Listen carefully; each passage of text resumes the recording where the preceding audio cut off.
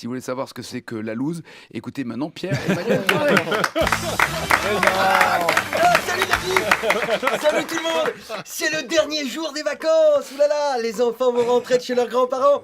D'ailleurs, je sais pas ce que mon père donne à manger à mon fils, mais chaque fois qu'il revient de chez son papy, quand il pète, ça sent le sperme, dis donc. Oh, Bizarre. non. Enfin, on n'est pas là pour parler gastronomie, hein, Nagui. Non. Je suis de très mauvaise humeur. C'est l'heure de ma chronique.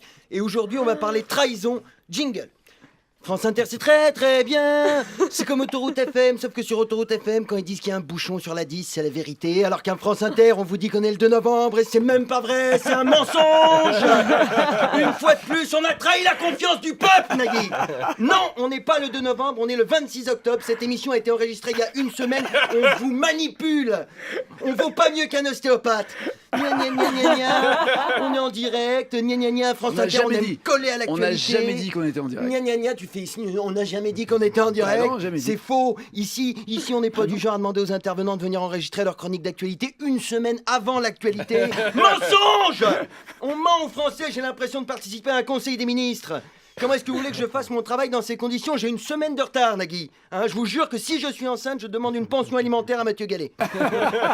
En fait, je viens du passé. Hein, j'ai l'impression d'être Alain Juppé.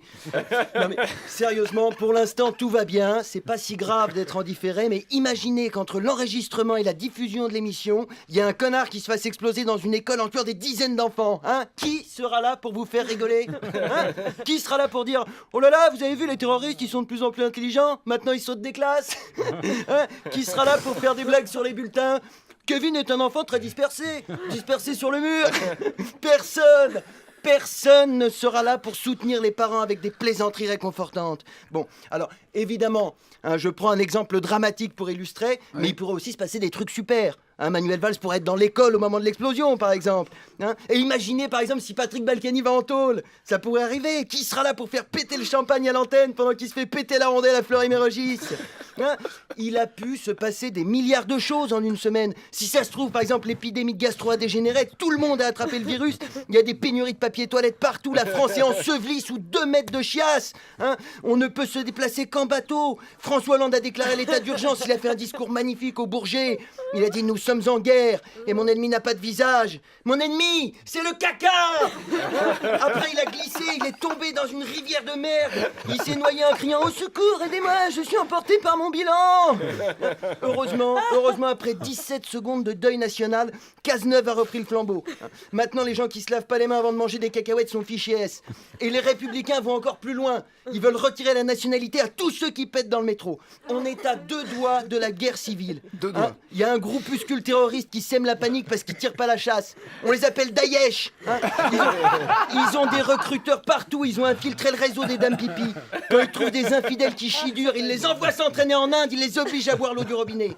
Avec des méthodes comme ça, le Bataclan, il aurait fallu plus d'1 an pour le nettoyer. Hein, je vous le dis, on ne peut pas se permettre de faire des émissions en différé. En une semaine, le monde peut basculer. D'ailleurs, si ça se trouve, à l'heure où vous m'écoutez, Nagui a prêté allégeance à Daesh, hein, ou pire, Al-Qaïda, hein, on ne sait pas. Du coup, l'émission a été supprimée, ils diffusent même pas ce que je suis en train de vous lire. En fait, cette chronique n'existe peut-être pas. Hein. Et c'est pas plus mal. Merci de m'avoir écouté. Bravo. La bande originale avec Nagui. Comment il pense à tout ça? Mais je préfère pas savoir.